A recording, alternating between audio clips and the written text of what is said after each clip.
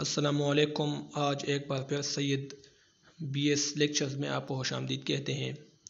हमने उर्दू ग्रामर का सिलसिला शुरू किया था, लेकिन आज इससे हटकर हम एक और टॉपिक पर डिस्कशन करते हैं। वो सिलसिला भी चलता रहेगा, लेकिन आज हम बात करेंगे वर्ल्ड वाइड वेब के ऊपर। ठीक है, तो वर्ल्ड वाइड वेब क्या चीज़ है, इसको हम एक्सप्लेन करते हैं। The world Wide Web is referred to as www, W3CR web। यानी इसका मतलब ये है कि जो वर्ल्ड वाइड वेब है इसको हम www भी कह सकते हैं। W3CR सादा में अल्फाज में हम इसको वेब कह सकते हैं। ठीक है, It is the interconnected system of public web pages which is accessed by internet। ये जो वर्ल्ड वाइड वेब है या www है या सादा में वेब हम इसको कहते हैं, तो ये जो है it is the interconnected system of public web pages which is accessed by internet.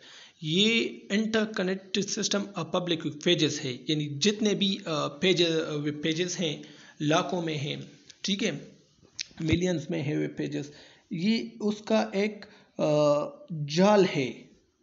ठीक है ना, इन सब वेब पेजेस को हम मजमूई तौर पर वेब कहते हैं।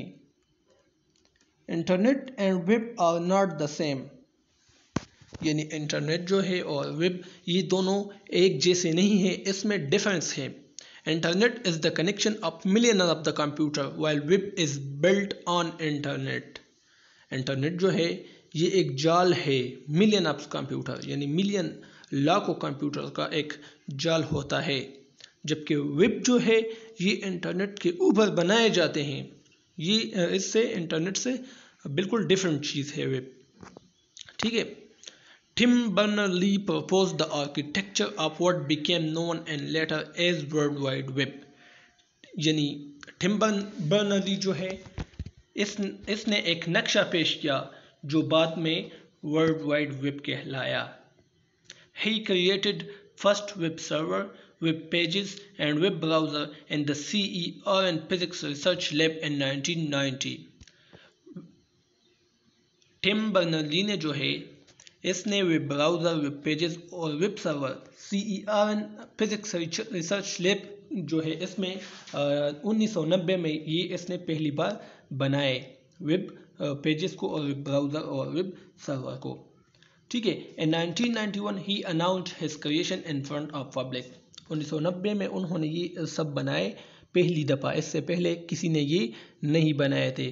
और बाद में 1991 में एक साल बाद इसने इन फ्रंट ऑफ पब्लिक इसने इसका ऐलान किया, अपनी इस कारनामे का। इन फ्रंट ऑफ पब्लिक यानी अवाम के सामने इसको अपने जो अनाउंस्ड किया अपने क्रिएशन का।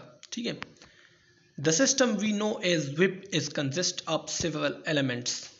जो सिस्टम जिसको हम आज वेब कहते हैं ये बहुत सी चीज़ों पर मुश्तमिल है।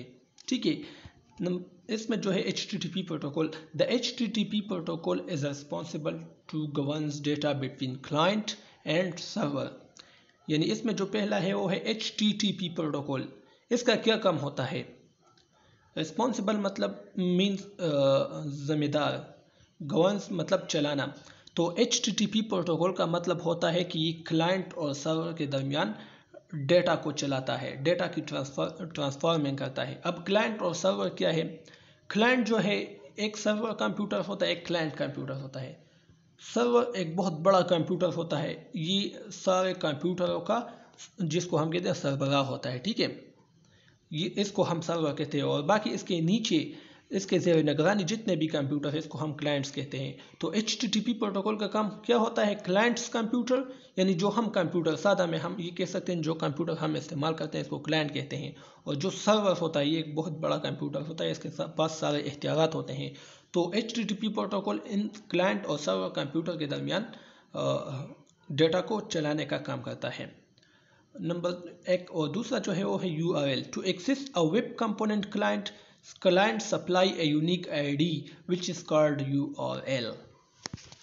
यानी जब वेब पर एक चीज़ पड़ी हुई है जिसके लिए हम सर्च करते हैं, और जो चीज़ भी क्लाइंट सप्लाई करता है, क्लाइंट मतलब कंप्यूटर जो आप इस्तेमाल करते हैं, यानी इसका मतलब ये है कि आप जो चीज़ भी सर्च करते हैं, तो हम जो चीज़ सर्च एरिया में जो चीज़ हम सर्च करते हैं वो एक URL होता है, ठीक है।